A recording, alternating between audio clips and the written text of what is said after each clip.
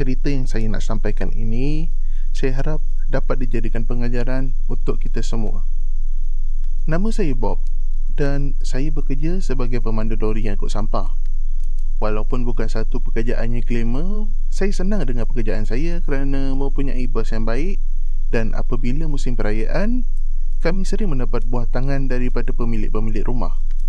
Tambahan pula, bahan-bahan yang boleh digitar semula seperti kotak, botol plastik dan besi buruk dapat menambah pendapatan saya untuk menampung makan saya, isteri dan 2 orang anak saya. Satu hari semasa bertugas, saya dipanggil salah seorang rakan setugas. "Bob, tengok apa kita orang jumpa." "Apa dia?"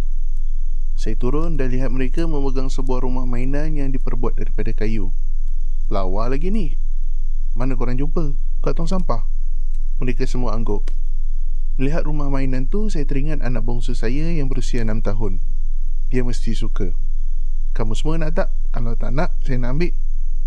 Mereka semua menolak. Jadi, petang selepas tamat kerja, saya cuci rumah mainan tersebut dan hadiahkannya ke anak perempuan saya. Benar sangkaan saya, anak perempuan saya memang betul sukakan rumah mainan tu. Hampir setiap hari dia bermain dengannya. Sampaikan abangnya yang berumur 10 tahun pun kadang-kadang kena join sekali. Segalanya mula berubah sekitar seminggu 2 kemudian. Sejujurnya, mulanya saya tak perasan. Pintu terbuka secara sendiri, barang jatuh secara sendiri, makanan cepat basi. Namun, pada suatu malam, sedang saya ke dapur, saya terdengar suara anak saya gelak ketawa. Saya biarkan saja. Tapi, jantung saya terhenti seketika apabila selain daripada suara anak saya, ada suara lain yang turut sama gelak. Saya cepat-cepat toleh melihat jam dinding. Pukul 10 malam. Takkan anak-anak jiran masih kat rumah dan main sama? Saya buka pintu dan lihat hanya anak saya seorang saja dalam bilik dan dia tengah bermain masak-masak seorang diri. Adik main lagi? Dah malam dah. Tidur, esok sekolah. Perkara yang sama sering berlaku lagi. Pada mulanya saya ingat perasaan saya je kot. Tapi pada suatu petang, sedang saya berjalan di tepi rumah, saya terdengar akan suara gelak tawa yang sama. Saya intai anak saya melalui tingkap bilik dan muka saya terus pucat. Anak saya sedang duduk di meja kecil sambil memegang cawan mainannya.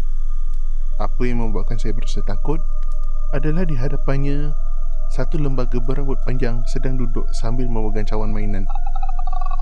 Dalam ketakutan, badan saya teranjak ke belakang dan terpejak sesuatu. Saya toleh ke bawah dan sebaik saja saya toleh kembali ke bilik anak saya, lembaga tersebut hilang dan hanya anak saya kesorangan bermain. "Ayah," teriak anak perempuan sambil tersenyum. "Ayah buat apa tu?" "Ayah tengah potong rumput ni. Adik main dengan siapa tu?" soal saya sambil cuba menyembunyikan ketakutan saya. "Adik tengah main dengan kawan adik." "Kawan adik?" Kawan adik, embun." Saya serius tak tahu nak cakap apa masa tu dan terus beredar. Malam tu semasa di bilik, saya beritahu apa yang saya nampak pada isteri saya. Rupanya, dia pun turut perasan akan perkara-perkara pelik yang berlaku setelah saya membawa pulang rumah mainan tersebut. Setelah berbincang, kami bersetuju untuk membuang rumah mainan tu dan digantikan dengan rumah mainan yang baru. Pada pagi esoknya, semasa anak-anak masih belum bangun, saya ambil rumah mainan tersebut dan campakkannya ke dalam lori sampah. Saya sangkakan semua akan berakhir. Sangkaan saya salah. Sebaik sahaja saya pulang dari bekerja, isteri bertanya, "Bang, bila nak buang rumah kayu tu?" Abang dah buang lah pergi kerja pagi tadi."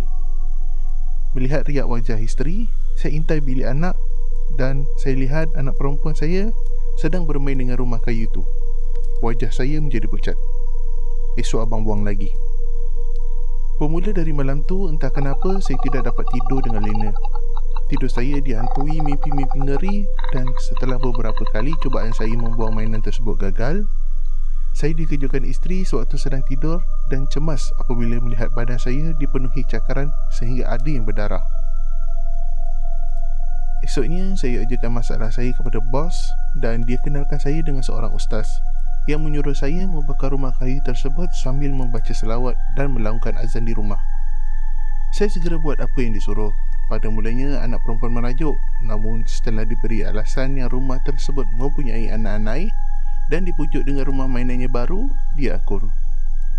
Pada maghrib selepas kami solat berjamaah di rumah, sedang kami menonton berita, saya tiba-tiba terhidu bau asap dan bau sesuatu hangit. Cepat-cepat saya toleh ke dapur dan lihat api yang marak.